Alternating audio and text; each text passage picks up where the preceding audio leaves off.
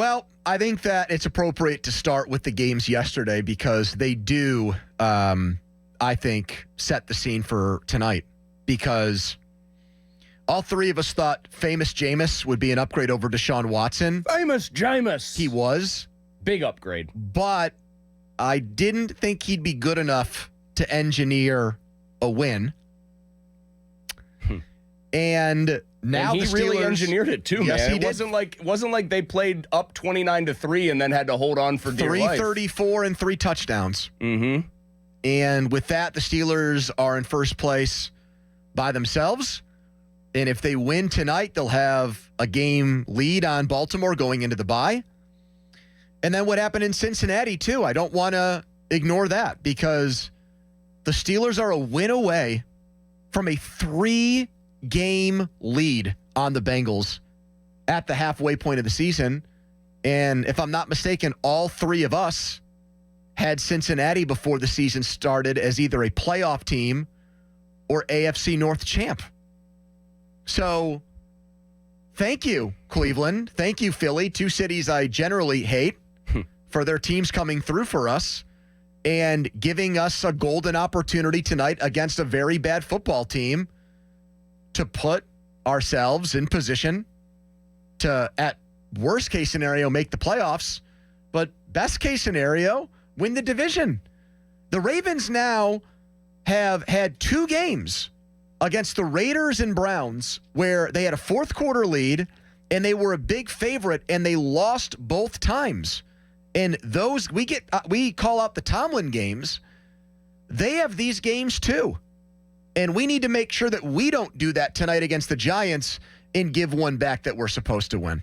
I have a lot of thoughts coming out of this. First off, on Baltimore, I think it's possible to look at them and say that for long stretches of games, then chunks of weeks of the season, they look like maybe like the second or third best team in the NFL. Offensively, they look like the best a lot of the time, and yet they have maybe the 2 worst losses by a team this year in the NFL. Losing to the Raiders, who now it has been very definitively established suck when you're up 10+ in the fourth quarter. Horrible. Harbaugh's got a bunch of those. There was a stat floating around after that game, how many 10-point fourth quarter leads he's blown in the last several years. It's bad. Losing to the Browns, who admittedly I didn't see a ton of the game, but from what I did see, their offensive line looked way better. It just looked like they had an actual real quarterback in and they became better. It's still a terrible loss. That's a 1-6 team coming in. So I came out of it with this. First off, there's everything you just said, so I'm not going to rehash it about what it could mean for the Steelers in terms of the division and in terms of their positioning.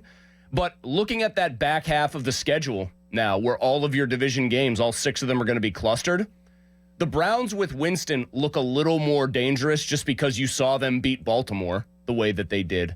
The Bengals, conversely, to flip side this, so Jeff in South Park doesn't get his phone out right now and claim that I'm like being negative. The Bengals, I thought, was the more telling result, man. They got stomped in their own building. At home.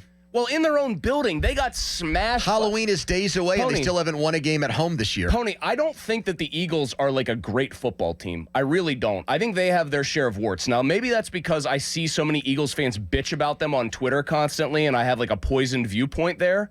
I don't think they are one of the 3 best teams in the NFC, believe it or not. I really don't. To see them go in there and smoke Cincinnati the way they did was an eye-opening thing. They manhandled them. They pushed them around the entire game. I mean, Burrow looked pedestrian. The Bengals never really got anything going on the ground. Higgins didn't play, and Higgins Their defense got exposed. Higgins don't want to force it because he's on that franchise tag. He's not gonna shoot himself up with painkillers and go out there and jeopardize a big injury. He doesn't want to be Christian Kirk or Chris Godwin. Hurts has looked a lot better the last couple of weeks. He's got to think about his long-term prospects. Hurts has looked better the last couple of weeks for sure. Like he's played his 3 best games in a row now. But they just, like you said, they physically beat them up. Cincy just looks like they're circling the drain. I thought they were the best 3-4 team in the league coming into this week. I have to reevaluate them now. The Ravens, at the very least, what you need to say about them, even though they are lethal on offense when they get going. Their defense sucks, That's Chris. what I mean. Well, Jackson had really good numbers again. Hamilton dropped an interception, and that's that part of it. Hamilton drops a pick. Like, their defense is not good.